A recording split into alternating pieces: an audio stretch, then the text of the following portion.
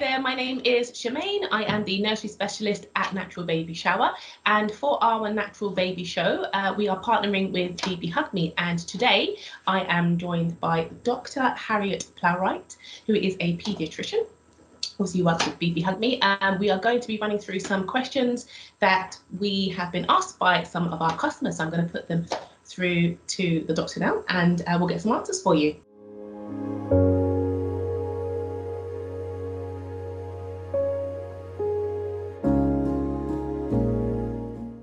The very first one I've got here is, how does the bbhugme support my body? So bbhugme obviously has been designed by some chiropractors in Norway, some wonderful women, and it's designed to kind of offer full body support, so from head to toe essentially. It's really long, and you can use it in various ways, but the kind of key way that it's been designed to be used is lengthways along your body. Yes. So you can use it pregnant or not pregnant. I actually bought one well before I worked with bbhugme when I was pregnant with my first baby, and it's designed so that you can rest your head, you can rest your upper body, chest, and then your bump, and then have it between your knees to support your pelvis as well and keep everything in line. So yeah, it's great for sort of full body support in bed and on the sofa, wherever you want to use it. Absolutely, and just because it's so soft and squidgy, we can mold it in kind of any shape we need. You can really mold it to your body as well, can't you? Yeah, absolutely. And you can use it from, I started using it from 14 weeks pregnant when I barely had any bump at all, just for comfort.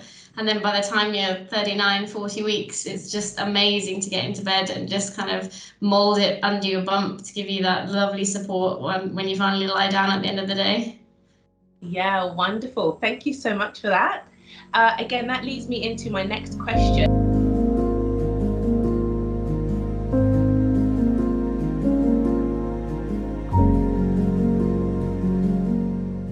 They're asking for some tips for better sleep in the 4th trimester, because that really is a tough time. I do remember that time. It's very tough. The 4th trimester. Yeah. So kind of post delivery, really hard time generally that kind of nobody really tells you about before you have a baby. And you think, oh, I've been so uncomfortable in the 3rd trimester, things are going to magically get better after baby comes. And then actually, like post-delivery, whatever delivery you've had, whether you've had a normal vaginal delivery or whether you've had a section, I actually had a section with my first baby, an emergency section, and I was not prepared for the discomfort and the sort of post-baby pain, and just trying to get comfortable. I mean, sleep with a newborn obviously is going to be tricky, but the best way is to kind of utilize your village. So we as humans are designed to work as a team essentially, and this kind of modern living of just mum, dad, baby, or mum, baby is just not set up for people to like have a restful time. So the kind of best advice that I was given and the best advice that I would give to people is just like utilize the people around you. So people that are close to you, people you don't mind being in the house, just get people to do all the other things. Like forget about all the other things, cooking, cleaning, washing. Just delegate this if you can, or just don't do it. Like these things can wait. Cleaning your house can wait, and just rest. So the whole thing of sleep when the baby sleeps is a bit cliche, and I'm not sure it's completely it's frustrating for new mums because they think, but when do I shower? When can I make food? There's so many other things you want to do when the baby sleeps. But the best way is to just try and get baby to be held by someone else when they're awake or they're asleep, and then you nap in between having some food, making sure you've had a shower, feeling comfortable with yourself. So I think it's just utilizing everybody around you and letting standards slide. I think just concentrate on keeping you and baby alive and fed and watered. Of course. And of course, are there any like physical tips we can give for better sleep, really? Yeah, so I mean, I continue to use my bbhugme pregnancy pillow. I mean, I'm still using it now, and my second baby is 17 months.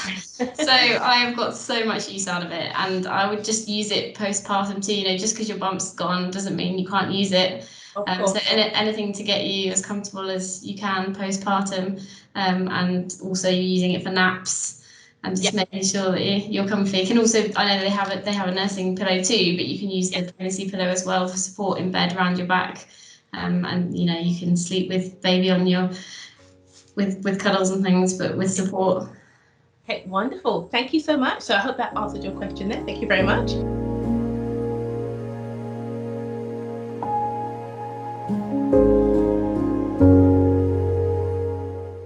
How can we help our body in the recovery of a C-section? So I've had two, so I feel like I can comment on this a bit, but maybe not from a medical point of view because I only look after kids generally. But it's kind of all the usual things that you just need to look after yourself. So go slowly. You want to be doing gentle exercise because you want to keep moving, reduce your risk of blood clots, so keep moving. But just make sure you're taking regular painkillers and that you're just taking things slow. Try not to do any heavy lifting. And you know, they say don't lift anything heavier than your baby after a C-section, which is good advice. Although one of my babies was 4.5 kilos, so she was pretty hefty. And just take things slowly. Make sure you're comfortable in bed. The bbhugme pillow is brilliant for that, particularly post-section for supporting your wound, and just rest. Yeah, like modern life just wants you to get back to everything really fast and be out for coffee 3 days after you've given birth. And actually, you just need to focus on like recovery. Yeah, exactly. And I think it just goes back to what you were saying, you know, utilize your village. If you've got people around to help you, use them in any way you can. Yeah, absolutely. Easier. Definitely. Yeah, I think with my first baby, I didn't take that on board, or no one had really told me, and I was like, we're going to do this all ourselves, we're not going to have any visitors. And actually, I think that was probably not great for us as a family. And then the second time we were like, right, because we were thinking there'd be another lockdown, we were like, right, mum, you can come and move in with us. So my mum moved in with us, and it was such a different experience. I know this doesn't work for everybody, not everybody has space or that relationship with their mum, but if you can do something like that, it completely changed the way I experienced postpartum time the second time. Right. Highly recommend. Yes. Parents, friends. Exactly. Everyone. Exactly. Perfect. As long as they're doing something useful. Yeah. Exactly. And they're not expecting you to look after them. Exactly. Thank you so much.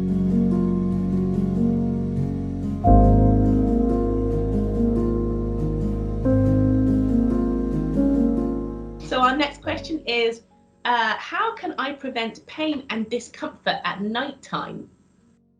So again, best thing that ever happened to me was my bbhugme pregnancy pillow.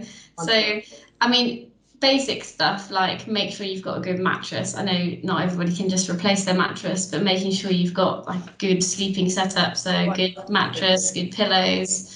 You've got enough space, so kick your other half out if you need a bit more space, and especially in that last bit of pregnancy. And then utilising the bbhugme to keep you as comfortable as you can. Yes. And just all the usual kind of sleep stuff as well. So good sleep hygiene, like no screens in the bedroom, having screens off before you go to bed, hot bath, those kind of things. Just the standard sleep advice helps too. Yes, wonderful. Thank you so much. Again, I hope that answers your question.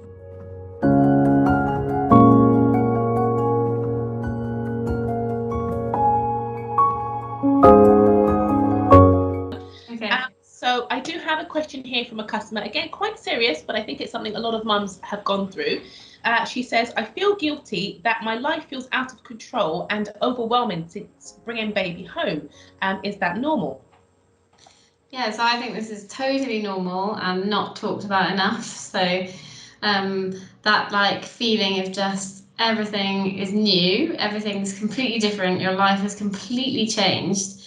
And I think it's really important to reframe how you look at things. So everyone's very anxious in the modern world about making sure everything's clean, everything's sorted, you're keeping on top of everything, you're getting out to see your friends, all these things you kind of imagine doing with baby. And actually, particularly in the first 6 weeks after baby's born, I think just trying to keep you and baby alive and everybody fed, and those kind of things are really important, and just resting rather than just trying to do everything and then feeling guilty because you can't do everything, because nobody can do everything. And I think social media can be a bit dangerous sometimes from that point of view, because you see these people out with their like week-old babies looking made up and perfect and springing back to their pre-baby body all these things, I think, as a modern society, we've kind of skewed the idea of new motherhood. Whereas, like, historically, it would have been you stay at home, you get looked after, people bring you food and drink, people do your washing. And we've kind of lost sight of that, I think. And I think it's normal then to feel guilty when you can't do the things you think you should be doing, when actually what you should be doing is feeding your baby and resting. Yes, exactly. Giving your baby all that the baby needs, of course. And would you recommend they have maybe a chat with their doctor or their... Yeah, I mean, I think there's like a normal level of feeling overwhelmed and feeling guilty, and then there's if you're experiencing lots of anxiety or you're feeling lower than you'd expect to feel, then I think absolutely speak to your GP.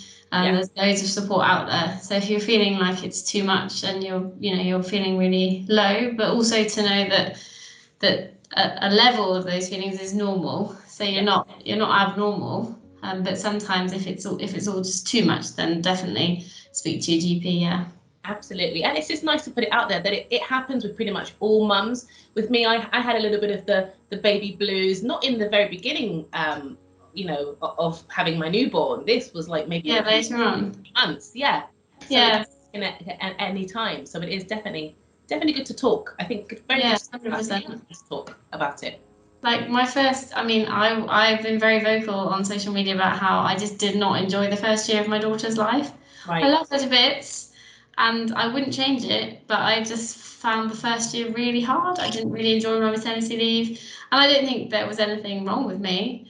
I think it was such a change from my kind of fast-paced medical job I'd done before, where everything was really ordered and controlled, and suddenly there was this little baby who I couldn't do any of the things I wanted to do, and it just really shocked me. But nobody had talked about it much before, and I was just seeing these perfect things on social media and thinking, well, that should be me, but I just didn't enjoy it, and I'm not ashamed to admit it. And the second time around, I really enjoyed it, and I think there's just lots of things at play as to whether you're going to find it easy and find it okay, or whether you're going to find it hard. Yeah, that's right. That's right. Well, thank you so much. And I really hope that answers your question.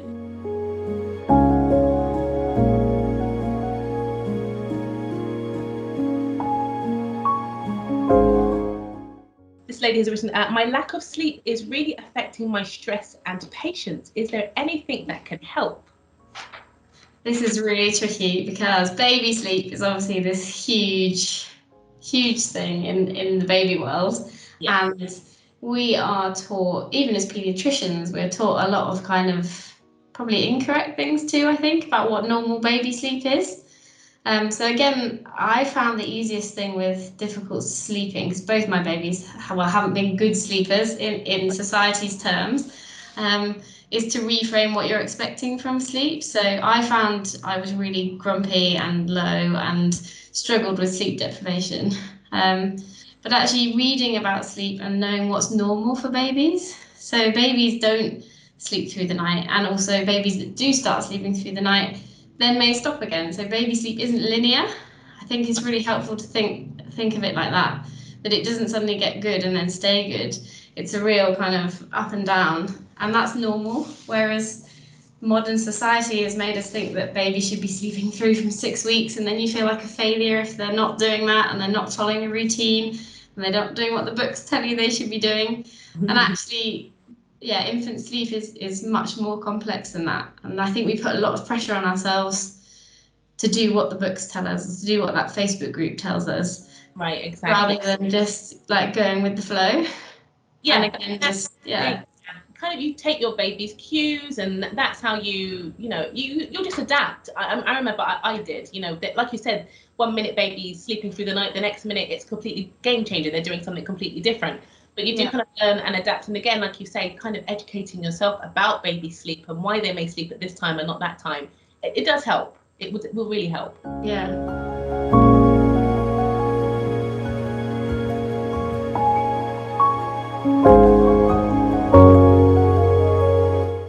Next one we've got written here. Again, I remember this time as well. She's written, when all my babies crying settle down, I feel like I'm doing something wrong. I do remember those times when they're just crying for no reason for a long amount of time, and you were just completely out in the wild. You didn't know what to do. Yeah, I think that is a real like thing that most new mums will experience, and I think there's kind of it's a spectrum. So yes, a lot of babies will cry, like you say, for no reason, and there is a particular period in babies' lives which is from about 4 weeks to about 12 weeks where there tends to be the peak crying period. Yeah. And but crying isn't always normal. So I think if your baby's crying excessively, it's worth getting them checked by your GP because there are things that can cause excessive crying, like reflux. And if your baby has a tongue tie and they're very gassy because their feeding's impaired, those kind of things, it's worth seeing a lactation consultant or your GP to see if there is anything underlying. But a lot of these things are overdiagnosed because again, as a society, we're not set up for supporting mums with babies who are being normal babies. They want to be held. And actually, a lot of these babies, if you're held upright and close to mum or dad in a sling, they don't cry at all. Right. And that kind of shows you that perhaps we're trying to push baby. We want to put them down. We want to get on with the chores, those kind of things. And sometimes actually just holding them is what they want. Yeah, they just want to sometimes. Yeah. Yeah. So I mean, there's a spectrum. I think if you feel like baby's really excessively crying and you're worried something is wrong, then you should definitely get baby looked at and have a look at feeding and all the other aspects. But I think sometimes we just have to be kind to ourselves and know that babies will cry for no reason. Yeah. And it's not that you're doing anything wrong. It's just that their tiny brain is getting bigger and everything's kind of exploding. They're learning so many new things, even if it's just a new emotion. And so crying can happen for so many reasons. So just not to feel guilty about it. Thank you.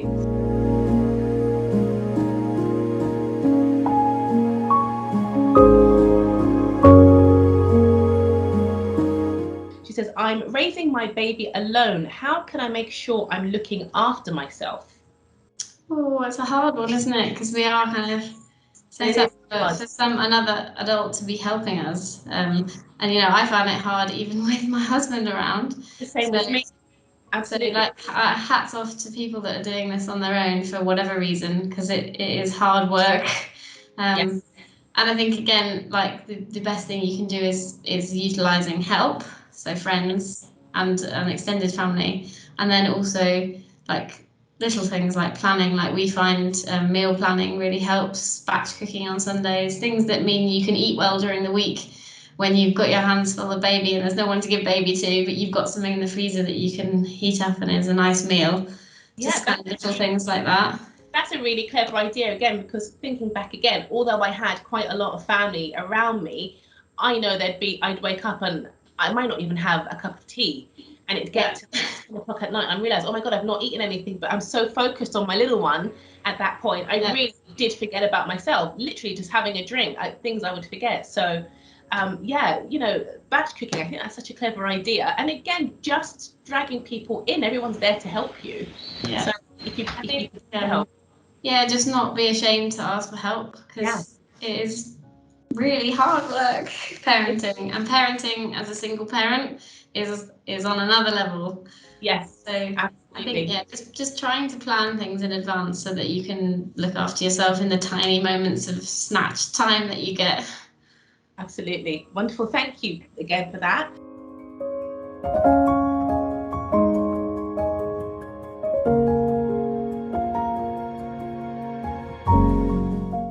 Right, my last question I've got here, so they've written, is the bbhugme pillow worth the money to help with my broken sleep?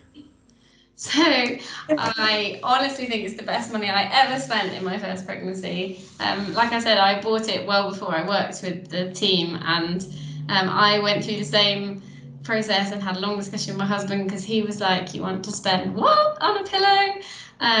And I just said, actually, if I'm well rested, like difficult to put a price on rest. And I just didn't find any other pillow came close to the comfort that it provided, because like you said about it molding to your body and your bump and things. So I would say from a personal point of view, as well as a professional point of view, that it is definitely worth the money.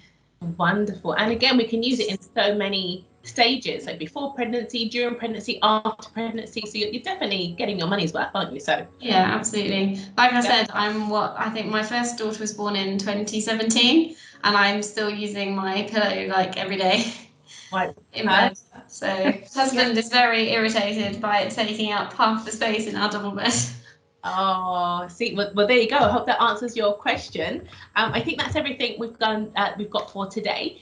So I hope you enjoyed our session. And if you have any more questions at all, please feel free to log on to the website at naturalbabyshower.co.uk or call into store for a virtual visit. We'll see you again soon. Thank you. Bye-bye.